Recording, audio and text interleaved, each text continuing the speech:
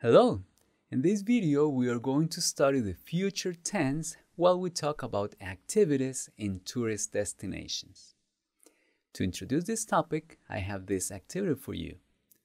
Match the following activities with their corresponding picture. We have natural park, fishing, board games, water sports, mountain climbing. Right, so I'm gonna give you a minute for you to pause the video and complete the activity. Please pause the video right now. All right, I hope that you did it. So let's see your answers. So what's this? Yes, that looks like a natural park. What is this person doing? That's fishing. Wow, what has this person done? Yeah, the person practiced mountain climbing. And what is she doing? Yes, she's practicing water sports. And what's this? That is board games. All right, that's very good. So now, please read the description of this place. Let's read it together. Welcome to the state's biggest natural park. This wonderful place has every activity from fishing in the shade to playing soccer in the sunny open field. Nice. We offer sports and activities for all likings. That means for anything that people may like. With smaller, quieter places that are more quiet, not very noisy or loud, for example, such as fishing, ping pong, board games, and an arcade. All right. We also have broad, open lands for a more exciting feel, such as field games, water sports, and mountain climbing. We hope to see you soon. That's very nice. That's very nice. Let's make sure that you understand that by answering these simple questions. First, how many different activities are there in the quieter places? Please go back and see. Yes, there are about 4. There's fishing, ping pong, board games, and the arcade, where you can play video games or with those machines where you can play. What would a more active person choose to do at the park? A more active person. What did you answer? What would you say? Yeah, probably the field games, the water sports, the mountain climbing. Yes, good. Which seems to be the most appealing site for you? That's up to you. That depends on your characteristics. Well, to me, probably the calmer ones, the ones where you are more quiet, relaxed.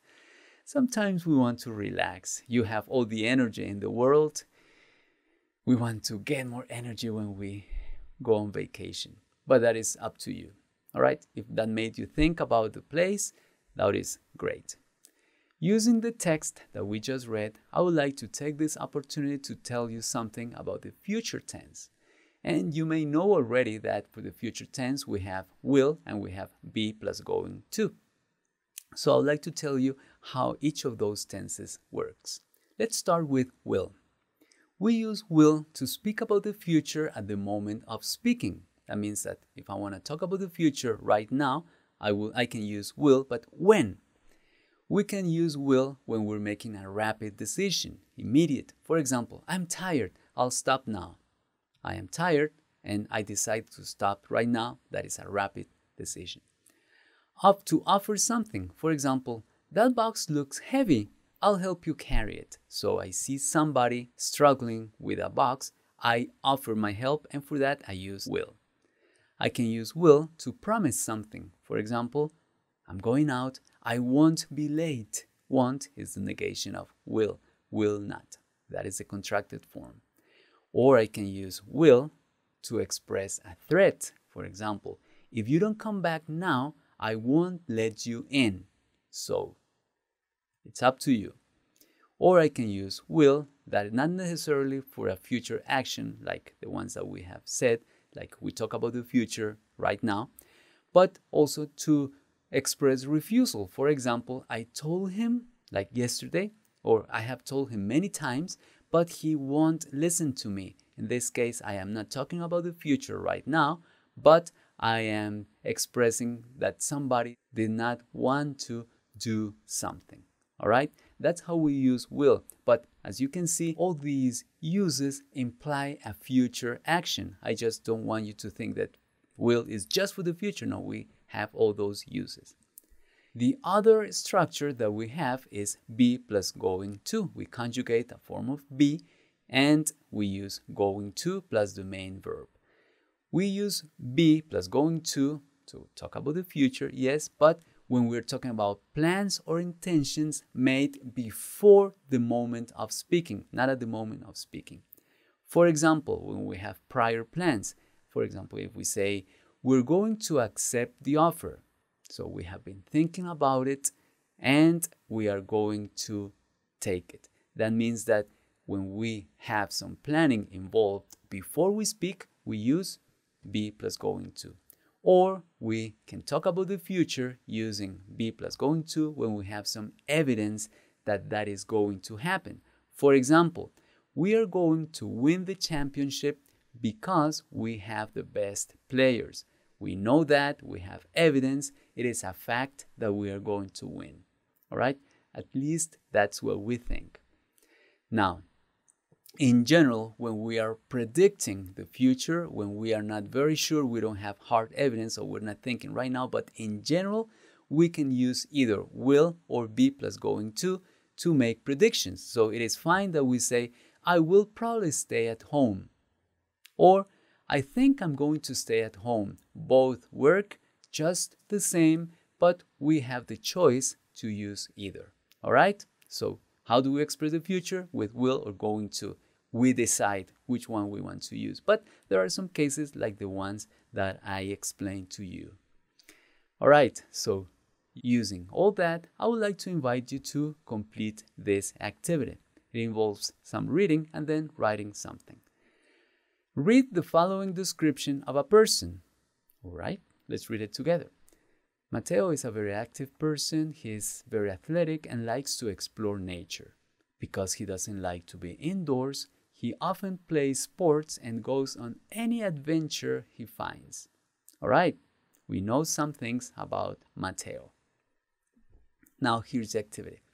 Based on Mateo's personality and preferences, describe what you think he will do or is going to do in the place described above. So, remember that you read a description about a place that offers many possibilities. What would he do? Oh, there is more. Which place would you like to visit? Okay, so it's what Mateo would like to do or would do, will do or is going to do, and what you would like to do as well. Write about your decision and your reasons for choosing that place. All right, doesn't have to be very long, but please complete the activity based on Mateo's personality and based on your preferences, what you are going to do or what you are probably going to do or will do there. All right, please pause my video, complete the activity, and I'll see you in a moment. Great, I hope that you did complete the activity, and here I have some sample answer.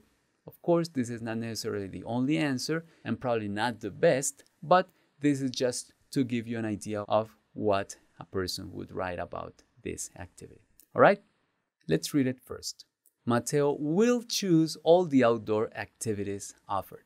All right, that is a prediction using the future. Will choose. We could say is going to because we have evidence, remember? He will play the field games, water sports, and mountain climbing. Yes, all those outdoor activities.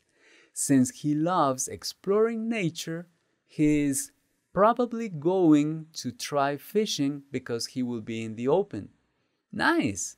So it is not completely sure, but probably going to do that. Why? Because he loves exploring nature. That is like the evidence that we have for that. Now, personally, I would like to visit the more exciting sites, this student says.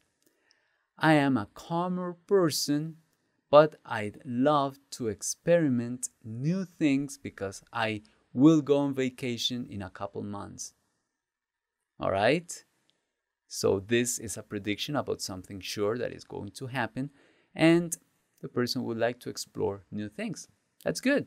So listen to his pronunciation, please, and as he pronounces this, you are going to practice as well. So I am going to pause my video so that you can practice your pronunciation.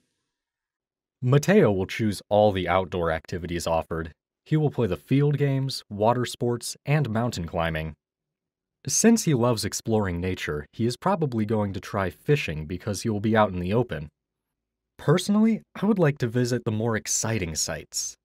I'm a calmer person, but I'd love to experiment new things because I will go on vacation in a couple months. Excellent. So remember that we learned about the future and about the two ways of expressing future actions, and there are some things specific for each of those resources that we have, will and be going to. So I hope that with this, your English will be much better, more specific, and I will see you in the next video.